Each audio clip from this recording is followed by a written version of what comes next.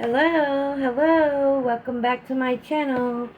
This is Shining Light, where I shine light on true crimes, things that make you go, and things that go deep down the rabbit hole.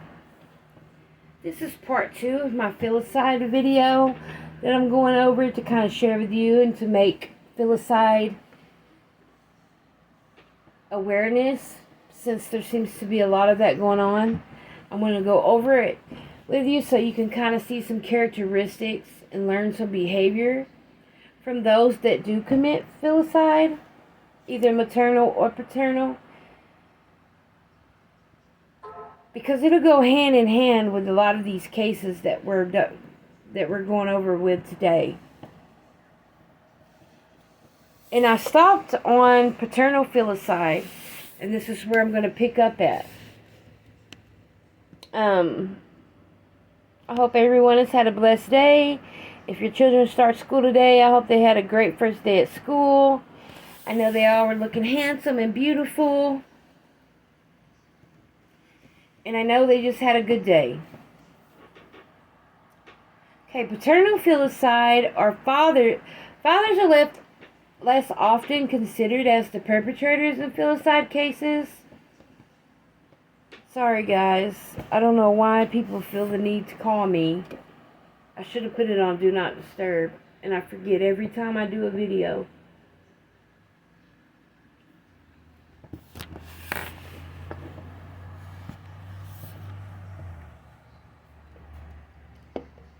Anyways, fathers are less often considered as the perpetrator in filicide cases, and consequently there's much less focus on them in this study and literature that they have on filicide. However, though, they are responsible for a large portion of child murder and worthy of independent investigation. 6%. See, here it goes with my words again, and me trying to be so smart and use big words, and on today I cannot pronounce them if my life depended on it. 6 studies were identified in the literature, and the number of men that was evaluated ranged from 10 to 60. According to the literature, it appears that most men were in their late 20s when the crime occurred. On average, though, the children were typically older than those killed by mothers. It's important to note that fathers are rarely responsible for neonaticides, and that's just because the mother is the one that's bonding more with the infant, with the baby, because they're, lactating and they're feeding them, and, they have to make that bond with the baby. It is difficult to delineate a common motive because, as with maternal filicide, the data for those studies originated from different locations.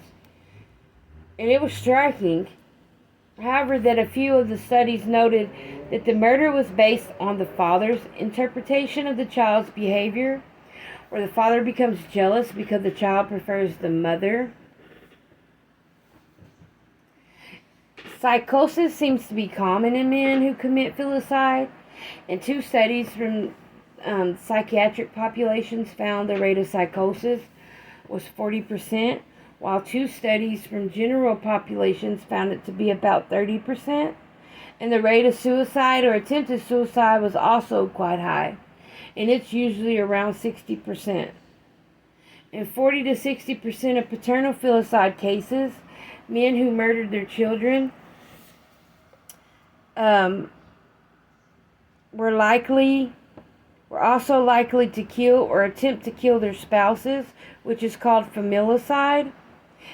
And throughout the literature, fathers consistently used active and violent means, such as shooting, stabbing, hitting, dropping, squeezing, crushing, or shaking, in order to kill their children. Again, let me go over these fathers' means.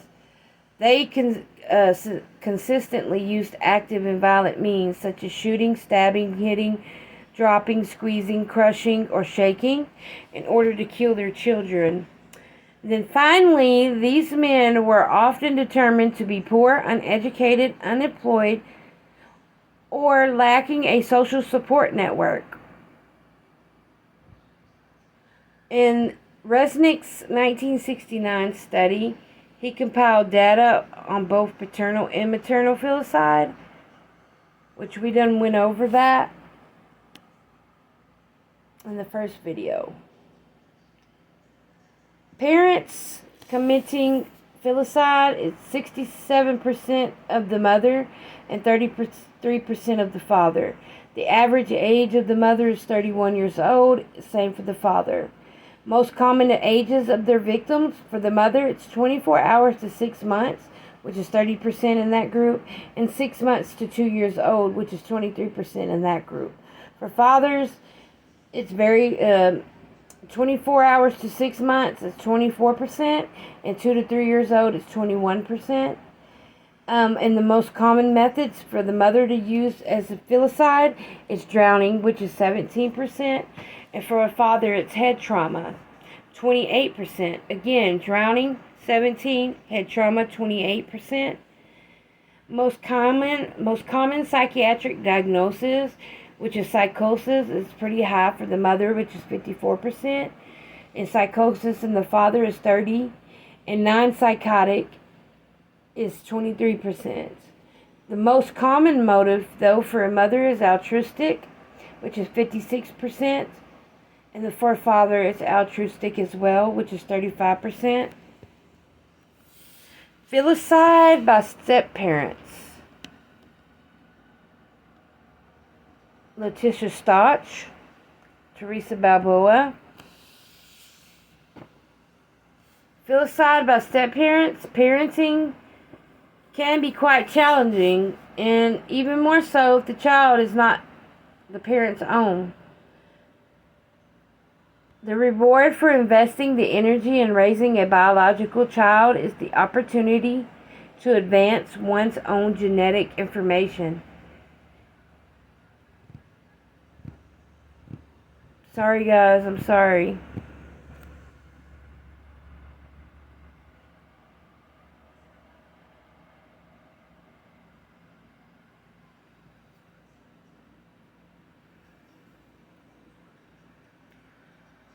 Given that step-parents do not share any genes with their stepchildren, they may be less tolerant of them. And this may explain why 2 studies found that step-parents kill children at a much higher rate than biological parents. More specifically, stepfathers were roughly 8 times more likely than biological fathers to kill their children. And stepmothers were about 3 times more likely than biological mothers to kill their children. In addition, step-parents were found to be more likely to beat or bludgeon their stepchildren, whereas biological parents often shot or asphyxiated their children. The more violent actions of the step-parents may be explained as a manifestation of the hostility, resentment, and rage that they may feel toward their stepchildren. Infanticide. Despite the frequent use of the term infanticide, a few studies have focused solely on child murders in the first year of life. In 1998, Overpeck reviewed 2,776 child homicides that occurred during the first year of life between 1983 and 1991 in the U.S. This study was particularly potent given the large number of cases reviewed. However, the perpetrator of the crime was not often specified in the data. The mother of the infant was often young, single, lacking prenatal care, and very poorly educated. One quarter of the crimes were committed prior to the end of the infant's 2nd month of life, and 1/2 by 4 months, and 2/3 by the end of the 6th month. Battering or assault was the most common means of death, occurring in about 60% of the cases. There are similar but more comprehensive studies of infanticide. The results were based on the analysis of 32 cases of filicide, followed by the United States Air Force, which were perpetrated by both mothers and fathers between 1989 and 1995. Presumably, secondary to the extensive records maintained by the military, much previously unattainable and unexplored data was presented. Nearly all 97% of the households were composed of two parents who were living together and married. Unusual and most likely a reflection of the military population. 3/4 of the crimes were committed by the biological fathers, while 17% were committed by the biological mothers. The average age of parent was 23 to 24 years old. Half of the perpetrators were first-time parents. 1/4 had a personal history of childhood abuse. And on average, the victim was 5 months old, and there was an even division between male and female children. Pediatricians noted that around 1/3 of these infants had colic, which is like really bad gas in babies.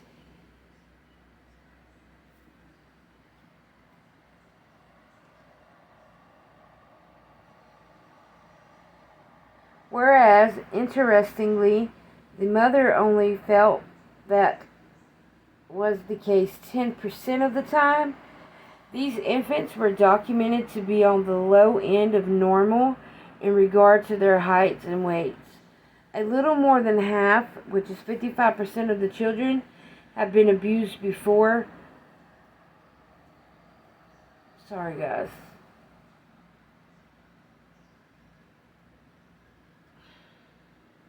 I just caught a cramp. And the most common cause of death was head injury. Again, a little more than half, 55% of the children have been abused before.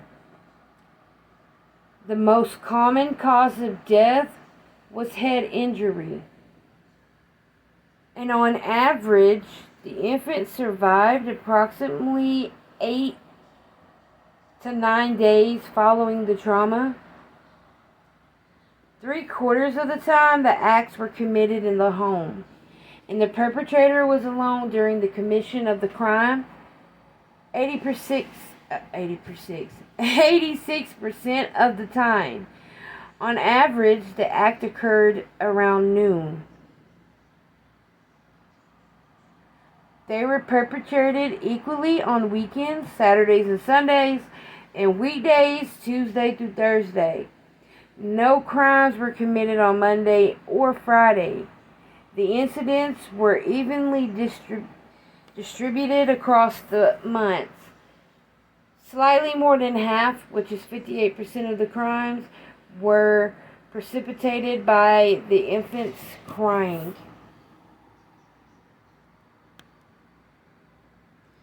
Neonaticide stands out as very different crimes from other filicides. In 1970, Resnick presented the most well-known set of data regarding the murder of newborns. And this was based on his evaluation of 37 cases in the world literature between 1751 and 1967. He found that the crime is most often perpetrated by a young mother who is acting alone. Frequently, the mother is unprepared for the birth of a child. She rarely has a history of mental illness. The mother is most often motivated to commit the crime because the child is unwanted, perhaps because she is not married or is married to a man who is not the father of the child. Suffocation is the most common method of death, unlike filicide, in which 40% of murdering mothers come to the attention of a physician. Mothers committing neonaticide rarely seek medical assistance including prenatal care. And this is because the pregnancy is unwanted. And rape is a factor too of it being an unwanted pregnancy. It's either because the mother was married had a baby out of wedlock, or she's married to a man and had an affair and he's not the father, or the child is a product of rape.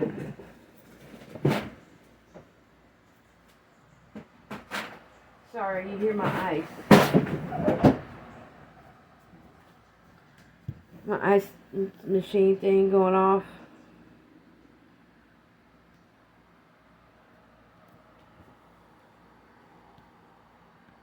Okay. Neonaticide, the age is 89% is under the age of 25. And filicide, 23% is under the age of 25. Neonaticide, 19% is married.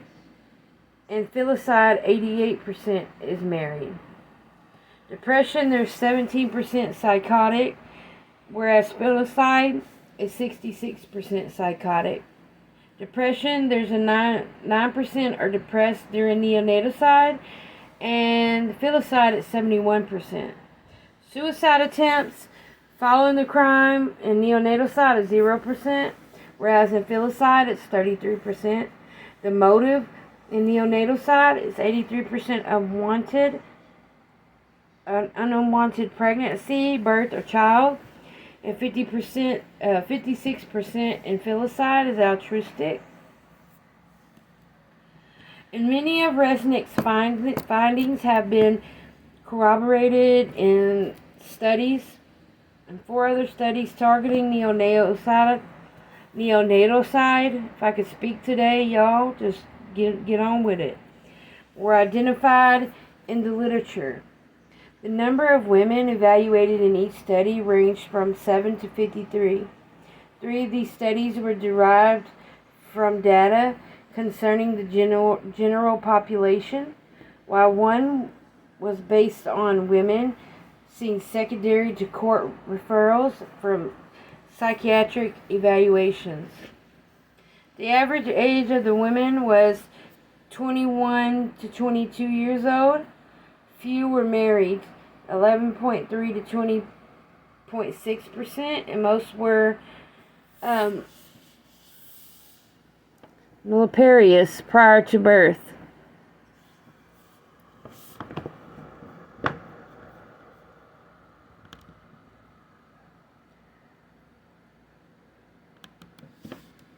Which means they had no children before they had that one. That's what nulliparous means.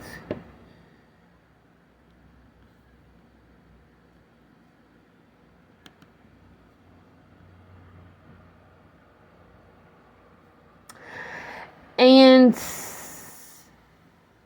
that was 65 to 81%. Asphyxiation, drowning, and exposure were identified as the most common means of completing the act. 3/4 to 100% of the women concealed or were in denial of the pregnancies. 5%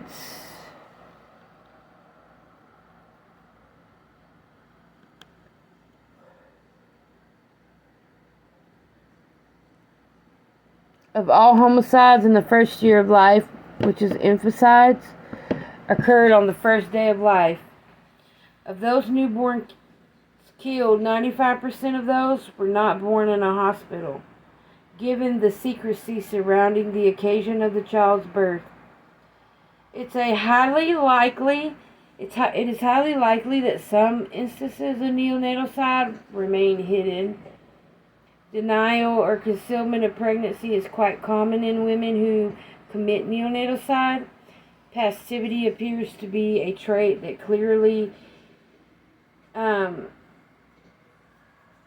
plays a difference in mothers who commit these crimes for those who seek to terminate the pregnancy.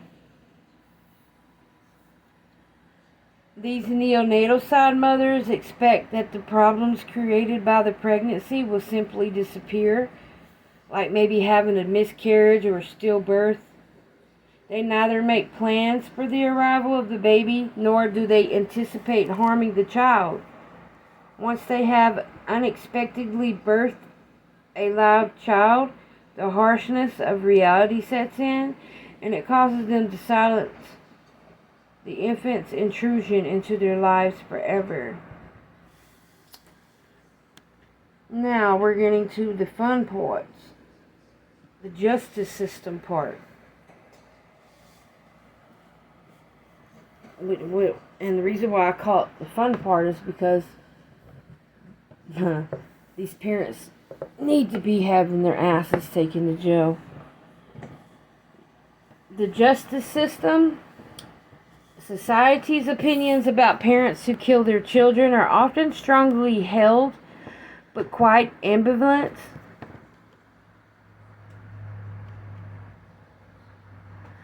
On one end of the spectrum, society feels justice must be served for the senseless loss of innocent lives.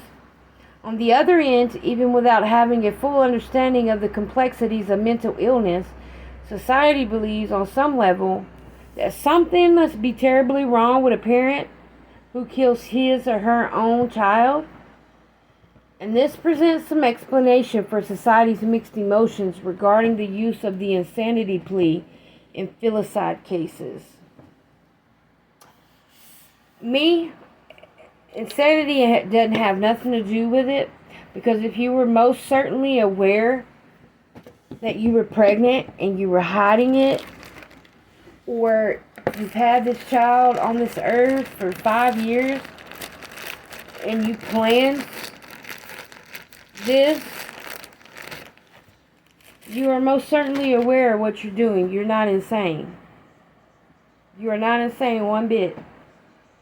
So I don't see why they play the insanity plea, because like I just read to y'all, especially the ones who hide their pregnancies because they didn't want it, and they were hoping and praying that the baby was stillborn, or they have a miscarriage, and when the baby was born well enough alive, they knew then that they didn't want the child, and they have options for that,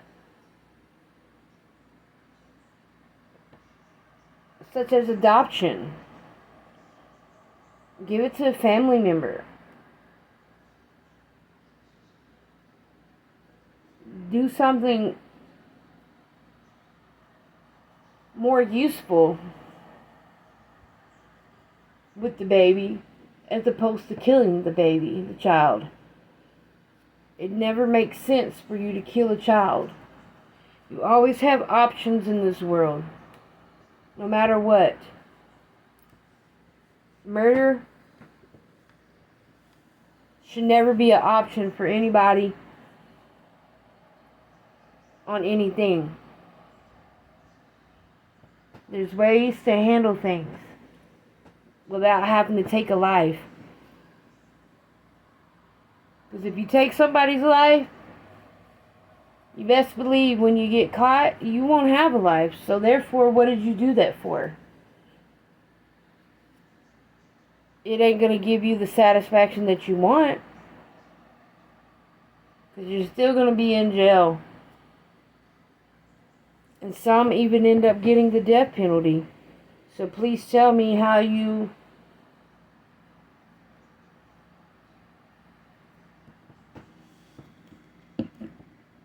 got what you wanted.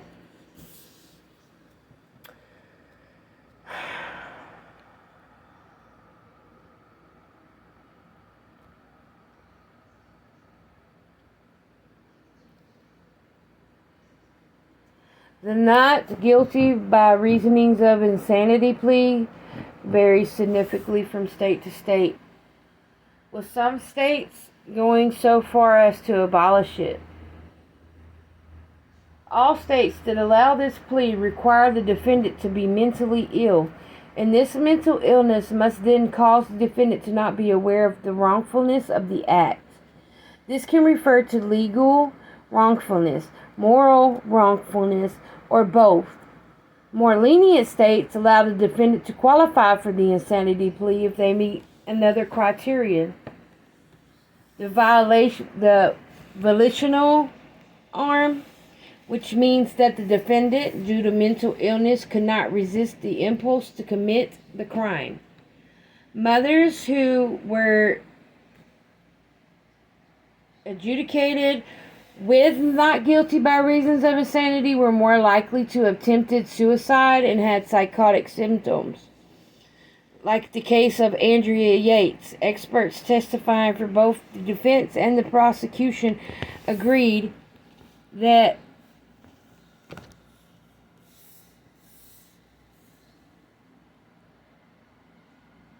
she was severely mentally ill. However, the point on which they disagreed was the issue of wrongfulness. The prosecution's expert believed that Miss Yates was well aware of the wrongfulness of the act, whereas the defense's expert stated that although she was aware of the legal wrongfulness, she had an overriding moral justification for her actions, like to save the souls of her children.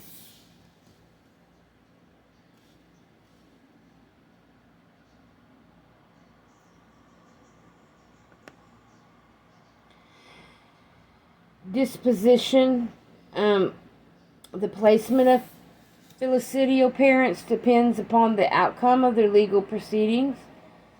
Those who were determined to be not guilty by reasons of insanity are technically acquitted of the charges, though they are almost always committed to a forensic psychiatric unit